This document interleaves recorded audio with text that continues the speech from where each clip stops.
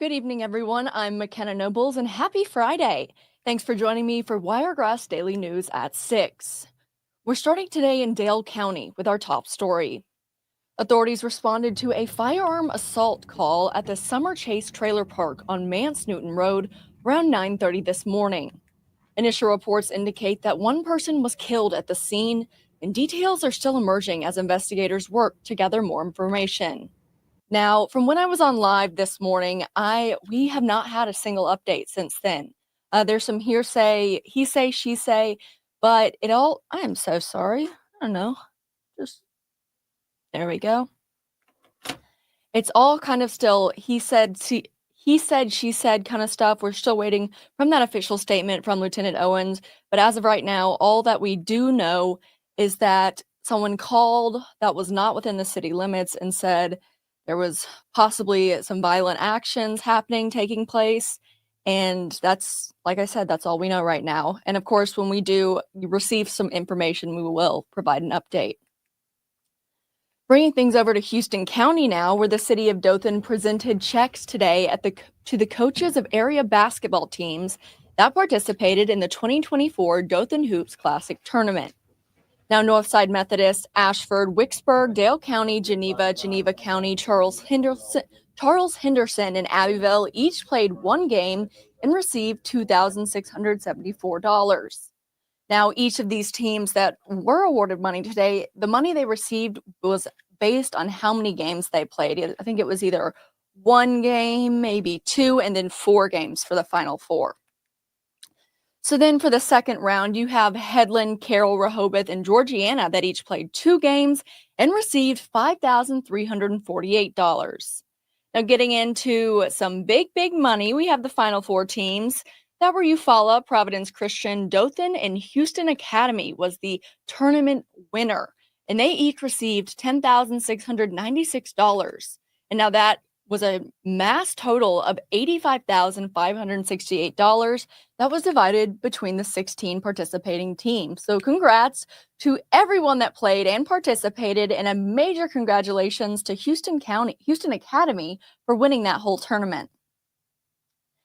Now, volunteers are still needed, or not still needed, but will be needed at the Dothan's warming shelter to help take down and clean up on Sunday, January 26th. That's this Sunday. The warming shelter will be closing at 10 a.m., and that's when they want people to report to kind of help clean things up. Now, volunteers should report to the Family Life Center that is behind the First Baptist Church of Dothan, and you can find that at the church at 300 West Main Street. Getting into some news that's happening this weekend, at Landmark Park will be holding a seed swap and garden expo. And at this event, you'll be able to learn information on starting bulbs, seeds, butterflies, bats, birds, and more. Now, attendees are encouraged to bring their own seeds to swap. That way, you can kind of connect with other people who have the same passion, and maybe with the gardening season coming up in the spring, even have some new plants in your garden this season. Now, this event is sure to teach you some great tips for gardening at home with the entire family. Now, to participate, you can visit the Stokes Barn at Landmark Park. And I just want to say, Landmark Park is mostly outside, but the Stokes Barn is pretty new and it is heated. It is very nice. There's a bathroom, so you don't have to worry about being too cold this weekend, even though I know things are kind of starting to warm up. Still, for us Southerners, it was very cold. But that event is going to be from 10 a.m. to 2 p.m. And to go, you do have to pay the park admission. Adult tickets are $5. Children are going to cost $4, and children under 2 are actually free. And then after that event, maybe you can check out the rest of what Landmark Park has to offer. I know they have their awesome planetarium. They just revamped a couple months ago, and they show some really cool things in there. I've actually gotten to check it out myself. So that's something I highly recommend, and not to mention all the animals and whatnot that they have in that same building as the planetarium. So if you're a gardener, this might be something fun to do this weekend. Maybe swap some seeds, learn if you're interested in starting to garden. Might be a good place to start and learn, and then you get to explore the rest of the park when you're done. Talking about events and things that you may go to, Dothan Leisure Services has extended the registration period for spring youth athletics.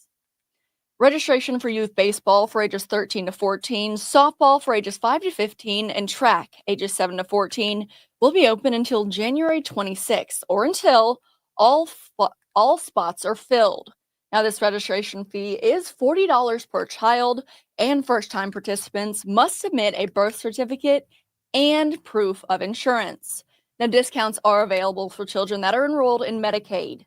Non-Dothan residents may register for Dothan sports if their city does not offer the specific sport that your son or daughter would like to play, and Dothan has to also be the closest city with that option. Something to look forward to next week, the Dothan Career Center will host 3 job fairs. The first one is Monday the 27th, where members of the Houston County Sheriff's Office will be in attendance performing interviews from 10 a.m. to 1 p.m., and they are looking for people to fill the dispatcher and correctional deputy positions. And on our website, you can see the benefits you'll receive and there's some of the requirements.